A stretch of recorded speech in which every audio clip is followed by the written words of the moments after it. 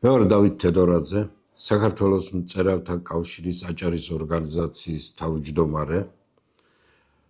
ვარ რამოდენიმე წიგნის ავტორი, მესამე მოწვევის აჭარის უმაღლესი საბჭოს დეპუტატი, განათლების, ტურიზმისა და სპორტის კომიტეტის თავმჯდომარის მოადგილე. ცხოვრობ ბათუმში, მყავს სამი შვილიშვილი. სამწუხაროდ მეუღლე გარდამეცვალა 5 წლის წინ. მყავს სახლში, ოჯახში რძალი და ვაჟიშვილი. დანარჩენი შვილები ძალიან კარგად არიან, გათხოვილები, თავისი ქმარ-შვილები, წესიერები უაღრესად. უფროსი ქალიშვილი პროფესორია, ინგლისური სპეციალისტია, მეორე ქალიშვილი არის მერის ჯანდაცვის განყოფილების თანამშრომელი, პროფესიით ექიმია. რძალიც მუშაობს თავისი სპეციალობით და ვაჟიშვილი ხან მუშაობს, ხან არ მუშაობს სამწუხაროდ. პირველი ლექსი სკოლის მოსწავლემ, მეხუთე კლასის მოსწავლემ დავწერე ისტორიულ თემაზე, რა თქმა უნდა, რომლის ფრაგმენტები მეხსიერებაში შემორჩენილია, ჩემს მეხსიერებაში, ლექსი მთლიანად არ მახსოვს. შემდგომ სტუდენტობის პერიოდში აქტიურად ვიყავი ჩართული ლიტერატურულ საქმიანობაში, მაშინ პედაგოგიურ ინსტიტუტში წრე იყო, ლიტერატურის წრე იყო, რომელსაც ხელმძღვანელობდნენ ლექტორები, პროფესორები, ალექსანდრე ჩავლეიშვილი განსაკუთრებით დავამახსოვრდა. ახლა ჩემს ცხოვრებაში ისეთი აქტიური არავინ არ ყოფილა, რომელიც ჩარეული იყო და გზამკვლევი ყოფილიყო. ეხმარებოდა ლიტერატურულ წრეებთან დაახლოებაში შოთა ზოიძე და სხვათა შორის გამომცემლობა აჭარაში შოთას რეკომენდაციით გადმოვედი სამუშაოდ მასალებლობიდან. და შემდგომში თანდათან გააქტიურდა ჩემი საქმიანობა და ძირითადად ვიყავი დაკავებული ამ პოეზიით. ბათუმის შესახებ რა შეიძლება თქვა? ძალიან ბევრი შემიძლია ვთქვა, იმიტომ რომ ბათუმთან ერთად ვიზრდებოდი. ჩემი ახალგაზრდობის ბათუმის სულ სხვა იყო და რომელიც ერთდაგვარი მოძღვარიც იყო, მასწავლებელიც იყო, როგორი უნდა ყოფილიყო ბათუმის მოქალაქე, ბათუმელი.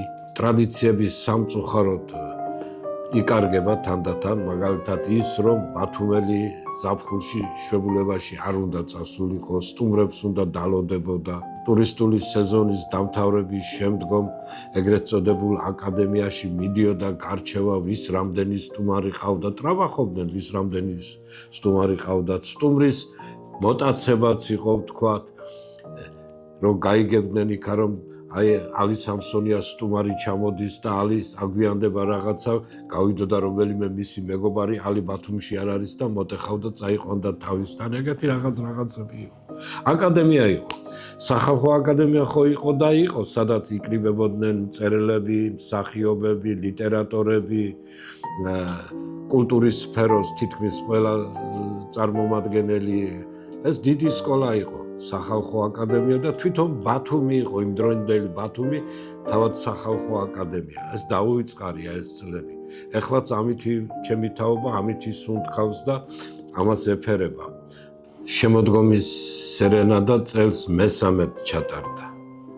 მას ძალიან დიდი დატვირთვა აქვს და მომავალში კიდევ უფრო მეტი ექნება. ეხლა ერთმანეთს ეცნობიან, აჭარას ეცნობიან, ჩვენს კულტურას ეცნობიან, ყოფაცხოვრებას, მოსახლეობას ხვდებიან და ძალიან დადებითი მუხტი და აქვს ამ სერენადას დატვირთვა, ძალიან მაღალი დატვირთვა აქვს. რაც ჩატარდა, მაგალითად პირველ წელთან შედარებით მეორე წელიწადს უკეთესად ჩატარდა, უფრო წელს თლა უკეთესად ჩატარდა.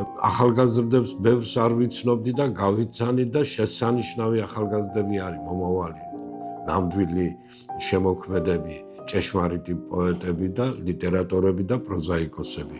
ასე რომ აუცილებელია კიდევ უფრო გაფართოვდეს ეს. ძირითადად ამას ხელმძღვანელობდა ლალი და როინი. თქვენი და ყველა თანადგომით და რაღაც პატარ-პატარა საქმეებს ჩვენც ვაკეთებდით, მაგრამ ძირითადი დატვირთვა მიდიოდა ამ ორ ადამიანზე. უფრო და უფრო წარმატებული ყოფილიყოს და უფრო განვითარდეს და უფრო გაფართოვდეს. და ალბათ ასეც იქნება. რაკი კარგ საქმეს ვაკეთებთ, კულტურის სამინისტროც დაგვიჭერს მხარს და მეგობრები, ვისაც შეუძლია დახმარება, ისინიც წამოგვეხმარებიან. მოსაწყენი გახდა ბონი. დავივიწყე ვენაც მალე. ვენატრები უკვე მგონი, საქართველო გენაცვალე, საქართველო გენაცვალე. შენს წალკოტში ტანჯვა მიჯობს ამ ევროპულ რიას, თუმცა ხშირად დედინაცვლობ, მაინც დედა ქვია.